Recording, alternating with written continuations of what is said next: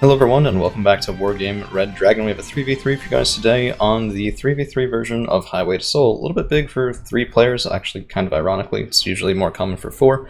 But we had some people who wanted to test out the lane on the right hand side. Now, we do also have new music because I'm tired of copyright claims, and if you are tired of copyright claims as well, just send me a like, share, subscribe, and all that standard YouTuber nonsense I have to ask for all the time. And this one I think was really fun.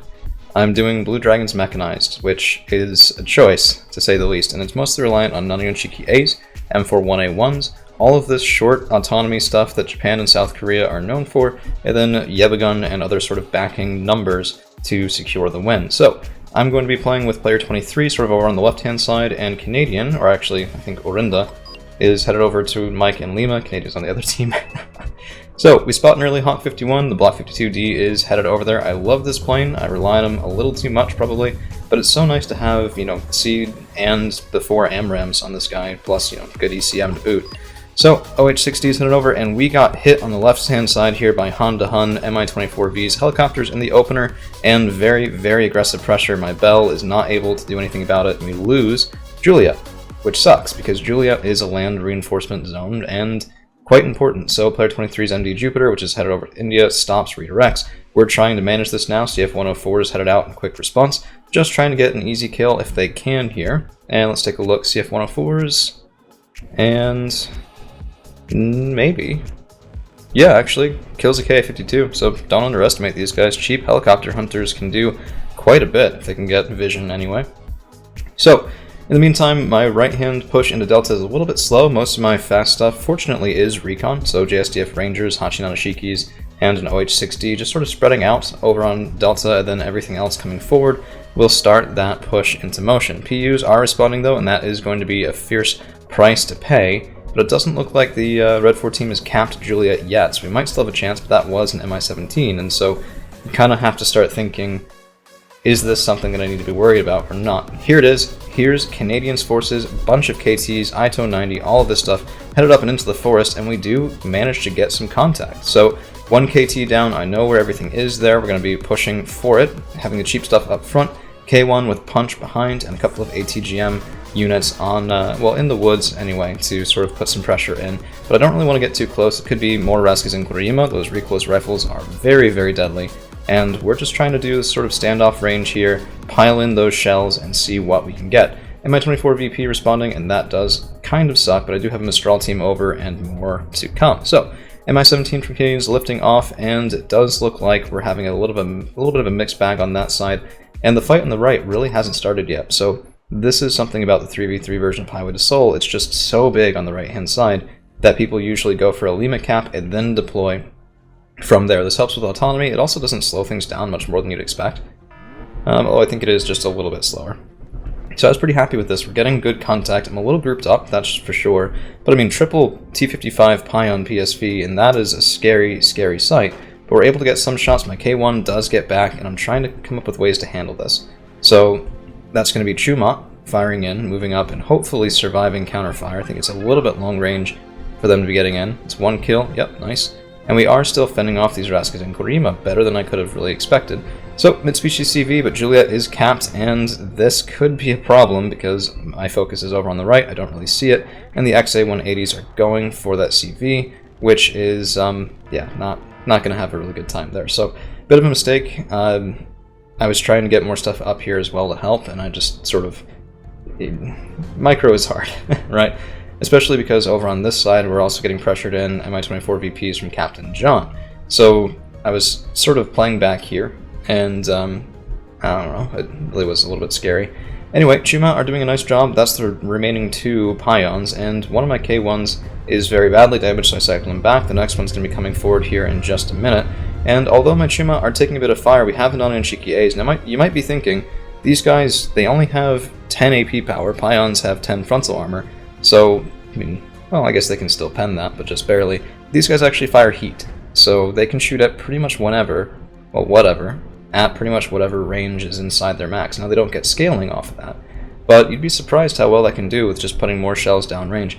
Automatics are fending off things here, so a nice position from player 23. I think this was intended from the start, actually, and unfortunately taken out by some KTs. Just brutally valuable Bushmaster 2s. And this did tell us something else as well. So Canadian was the one who was fighting me in Delta, and he was the one also pushing Juliet, because Han to Hun, despite denying our cap at the start, has been playing mostly in Echo since. So that's how they sort of split things up. And to me, that means, okay, well, we need to get a little bit more on the board. We're going to get control over Delta if we can. And you can see everything starting to move up. Nana-san Shiki is just screening things out, making sure there's nothing there that's going to hit my higher, more valuable units. And then over on the right-hand side, this is looking like it's about to kick off. So we have Warriors, we have Fusiliers 90, and a bunch, even Foxes. Huh. I mean, Rardens are no Bushmaster too, but a Recon with a Rarden? Yeah, sure, I'll take that. That seems good. And you can see the FV-432s are leading the way, Territorials trying to draw attention, draw fire, and allow Orinda to see what's over there before the rest of that push kicks in. So, meanwhile, on this side, Spike teams are actually going up, and we have a couple of Mitsubishi's recoilless rifle Jeep on the way, trying to get into Juliet and handle this, but I'm not really sure they're going to be able to do that, just because this is a spawn zone now for Red. This is sort of catastrophic failure. It's what you don't want to see on this map. So, Yebagun, K200s, all of that going forward, and a Hachi Nanashiki around the side. So my intention here was, okay, well if I can go up forward this way, or if I can even cut over left toward Delta, maybe that would help with this push, but we weren't really seeing that much resistance, so we're just going to go deep scouting, see what we can see with that Hachi Nanashiki. Okay, sorry, I'm loving the new music, it really makes me pretty happy. Although frankly part of that's just because I'm so tired of dealing with copyright claims for the music that's licensed to the game already. So, moving on, whole big mechanized push here, Jigsaw Hwagiban, K200s, Yebagun, Nanyanshiki A's, all of this meat, and just if we lose K200, I don't really care, if it allows us to get kills in response, and things like Edekois are far more valuable, although Rangers aren't necessarily cheapest. So, let's see what these recoilless rifles can do. Decent contact there, Streltsy Polodnosi spotted, taking some fire, but I have nothing that can handle that Mi-24W, so we are going to need some support there, or that's going to end pretty badly, pretty quickly. I mean, it makes sense that this would reasonably counter recoilless rifle Jeeps, right? So that is turning a little bit not so great, but I mean, we're making up for other places. That Sergei mod got absolutely whammied, and some Jaeger 90 from player 23 actually able to shoot in the Mi-24W, who got a bit too close to that town. You never underestimate shock infantry that close to helicopters. They can do some good work. So, JSTF Rangers clearing over, Nanashiki A coming over here. We don't want to sacrifice the highway at all. And the Hachi Nanashiki actually takes a shell headed to his direction, but it looks like this tank was just moving on and didn't really stop to get that kill, which we might be able to make them pay for soon. So, Orinda, Territorials leading the way, Spartan, very spammy sort of game from the Blue Force side today, so I did feel kind of bad about that. Just because it's just so many numbers, right? It just sort of crowds everything out, makes it a little hard to see. But I mean, it works, right? There's a reason people do it. 2 Challenger 2s, 170 points apiece, and you can afford those because your screen is so cheap, right? So you let the Territorials take the fire, and then the Challenger 2s don't get shot. So, speaking of, K1s engaging, and I think this was another Pion, I'm not really sure. Kind of looks like it. Yeah, I can't really tell. But my K1 should be able to handle that, and yep, it is a Pion. Down to 2 strength, third shot, going to be headed downfield, 2/3% chance to hit, and there we go, that's the kill. In the meantime, I mean, we found the command infantry from Canadian here, which, I mean, that's why the Mitsubishis went over that way, that's why the Jaeger 90 went over that way, and fortunately we're still able to screen them out kind of okay on this side. Nanyanshiki A is getting their guns online, and with the fast rate of fire from these guys, I mean, this is auto-loaded for 35 points, I mean, I like that quite a lot.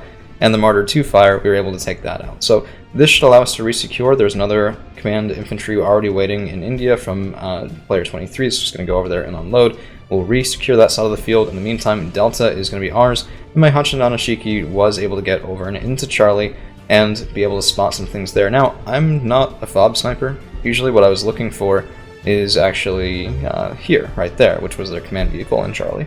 So we got that.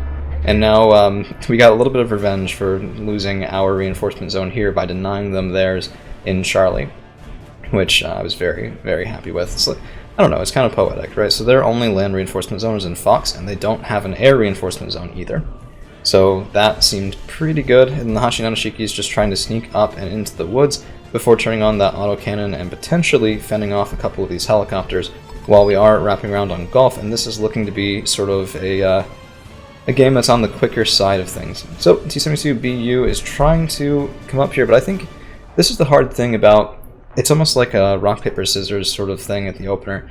If you bring a lot of speed but no punch, then you get no traction when you get punched by things like the Challenger 2. And it looks like Captain John just didn't have anything that could handle the Challenger 2s individually. But now there's both of them up here, now there's all the support, and it's so late in the game that bringing out that punch without enough support is also going to be just a bit of a problem. So Hachinoshiki actually got 2 helicopters killed, but the Mi-24 is going to be a bit of a problem, as is that Spike team. Here comes Panic, Stun, and the Spike team with the finisher. Nice combination there.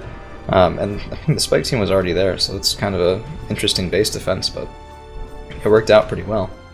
So we're going to be capping Delta, and we're going to see if we can turn that +3 into a ticking +5 just to get this game going that much faster. Peace Run coming in, taking out that Super Heavy. You always hate to see it, unless it's your opponent's Super Heavy, in which case you love to see it. And I don't know, I mean, this is a hard position to scrabble back from, right? So Echo is a pit fight right now, and Delta, here's the thing, the 2v2 version of Highway to Seoul echoes the high value zone. In the 3v3, Delta's the high value zone, and between the Mistrals, the Chumont, the cheap vehicles, the M4181s, the Recon over here, which admittedly I need a little bit more of, this is going to be very, very hard to push. And even if they do, losing the +2 on Golf, I mean, the 3v3 version extends the map in such a way as you have to fight over the edges, because Mike is +2, and Golf is +2, and that makes this lane extraordinarily important. And think about it, most people usually do 2 players here, 1 player there. But just from a value perspective, there's actually more going on the right. There's 2 +2 zones there, 1 in the center, and then, well, no. Okay, I guess I'm wrong. India and Bravo are both +2, but they're so far back they're a little bit easier to hold. Right, especially because you have the land reinforcement zones here, so if you are getting pushed in India, it's a short line and you can put some things there and have a good day. So, in the meantime, Mi-17 moving up, I'll have, ooh, where's my, okay. Yeah, a little bit of a mistake. My Mistral teams are still sitting there in their K200s, just now getting on the move. I needed them up and in the woods already in order to fend off the Mi-24V and the Mi-17 and things like that are trying to get back into this zone. Okay, so looking back at the map, +6, and really just, I don't know, I thought this was really interesting, because we were so close to losing off of the Juliet cap, and I think what happened, what I believe Canadian said later on, is that Han was playing in Echo and he was the only one in Juliet, so what happens is we double teamed him to take back Juliet, and because it was 2v1 there, even with the land reinforcement zone, that was just a hard thing to hold, which is certainly true. But, I mean, so close to disaster. If they'd pushed that and gotten into India, we would have been just having a bad day. That would have cut off Echo, give them the left side of the map, and that's probably what their plan was sort of from the start. Okay, well, that's all we've got for you guys. I'm just going to speed through this last little bit so we can see kills and losses. And let's take a look at the high value MVPs.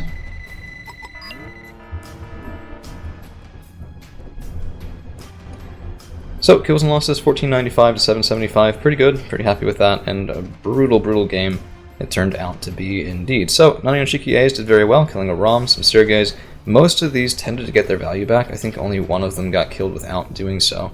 So I was very happy with that. Block 2D could have done a little bit better, but other than that, K1s are always linebackers, 2 Pions, that's what you like to see. And yeah, that's all we've got, so thank you all for hanging around. We'll see you again real soon.